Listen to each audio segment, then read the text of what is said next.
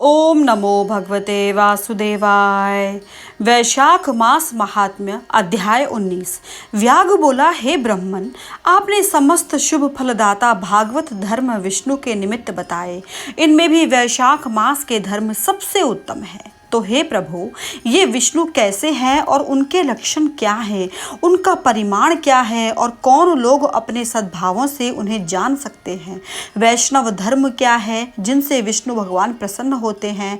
हे महामते, ये सब मेरे सामने कहिए, मैं आपका किंकर हूँ।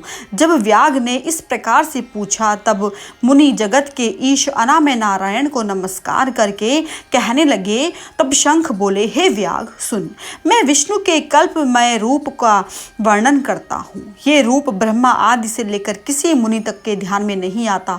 भगवान विष्णु पूर्ण शक्ति युक्त, पूर्ण गुण विशिष्ट, सकलेश्वर, निर्गुण निश्चेष्ट, अनंत सच्चिदानंद रूप हैं। संपूर्ण चराचर विश्व के वही स्वामी हैं। ये उन्हीं के आश्रय और वश में है।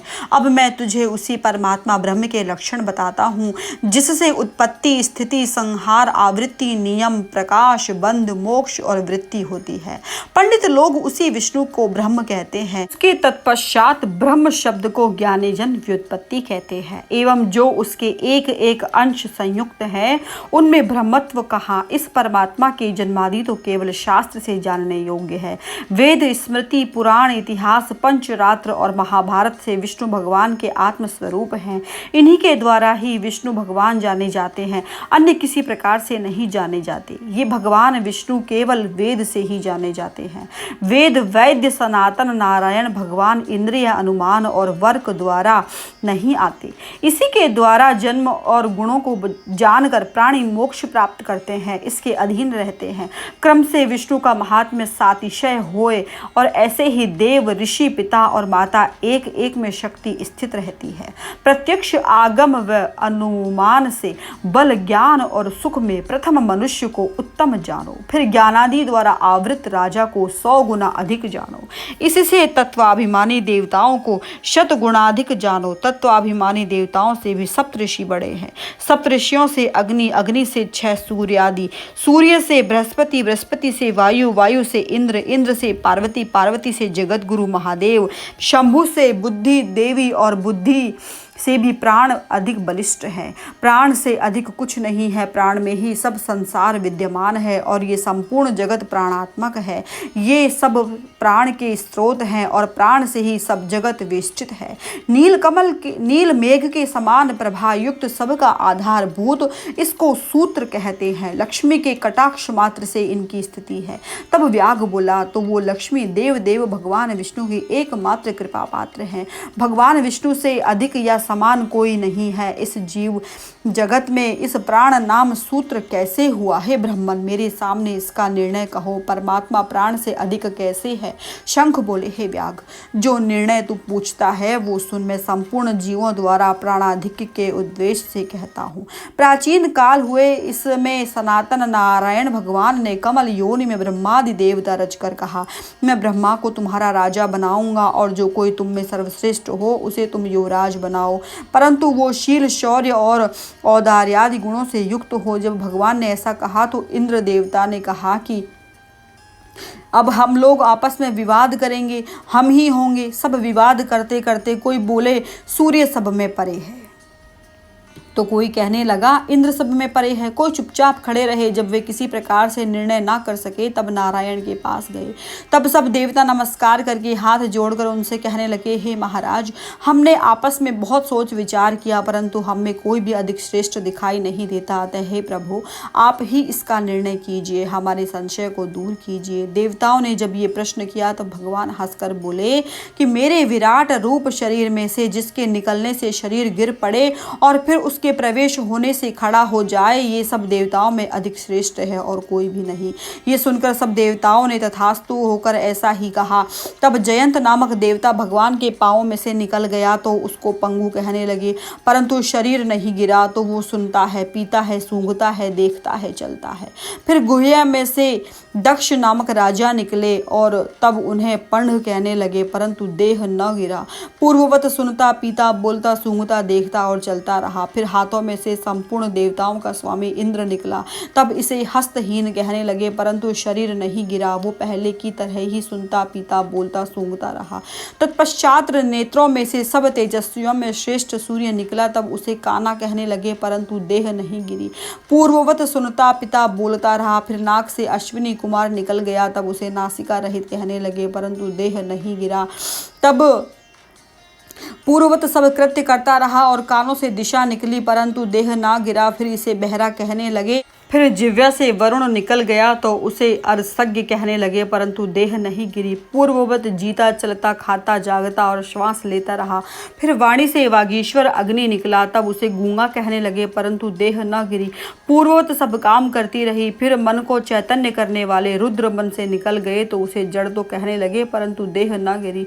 पूर्ववत चलती रही। फिर प्राणों के निकलते ही उसे मृत कहने लगे। तब देवता विस्मित होकर कहने लगे, जो कोई हम में से इस गिरी हुई देह के उठने में समर्थ होगा वही सर्वश्रेष्ठ है, वही युवराज होगा।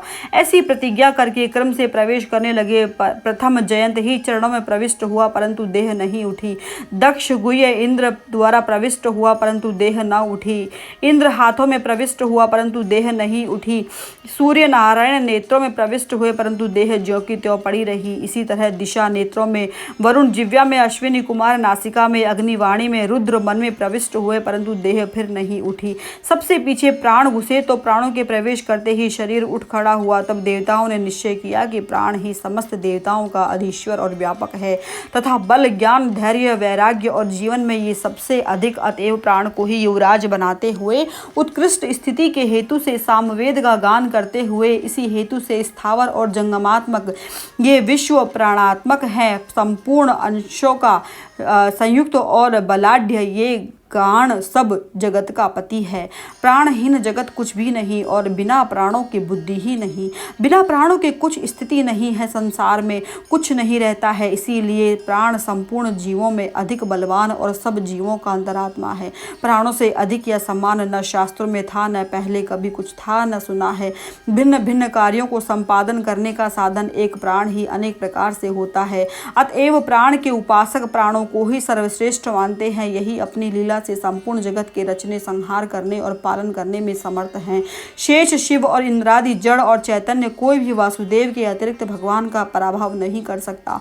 यही प्राण सर्वदेवात्मक और सर्वदेवमय, व्यापक तथा वासुदेव भगवान का अनुवर्ती और विष्णु का वशीभूत है। ये वासुदेव की प्रतिकूलता न कभी सुनता है न देखता है। अन्य इंद्रादि सब देवता प्रतिकूल करते भी हैं, परंतु सर्वांतर्यामी प्राण कभी भी प्रतिकूल नहीं करता है। इसी से पंडित जन प्राण को ही विष्णु का बड़ा सहायक मानते हैं। भगवान विष्णु का ऐसा महात्म्य सुनकर और लक्षण जानकर जैसे सर्प जीर्ण कैंचुली को त्याग देता है, उसी प्रकार पूर्व जन्मोन बंध शरीर त्याग कर नारायण के समीप परम धाम को जाता है।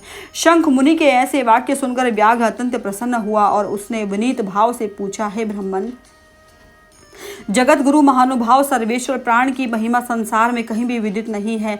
देवता, मुनि, राजा और महात्माओं की महिमा तो पुराण और लोक में बहुत सुनाई देती है। हे भगवान, ये मेरे सामने कहो, इस बात को जानने की मेरी बड़ी इच्छा है। शंख बोले, प्राचीन काल में प्राण देवादिदेव अनामय नारायण भगवान का अश्वमेध द्वारा यजन करने के लिए गंगा तट पर गया।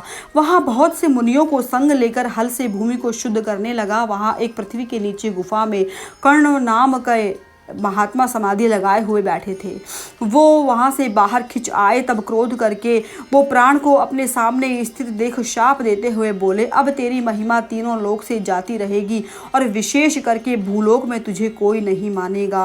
त्रिलोकी में तेरे अवतार प्रख्यात होंगे। जब उस मुनि ने ऐसा कहा तो वह प्राण क्रोध करके बोला कि मैं निरपराधी हूँ और बिना अपराध तूने शाप दिया है। इसीलिए हे कण्व, तू गुरुद्रोही हो और तेरी वृत्ति विश्व में निंदित हो। तभी से संसार में और विशेष करके भूलोक में प्राण की महिमा प्रसिद्ध नहीं है और शाप के कारण कण्व गुरु को मारकर सूर्य का शिष्य हुआ।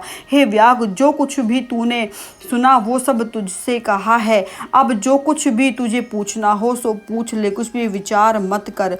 ओम नमो भगवते वासुदेवाय।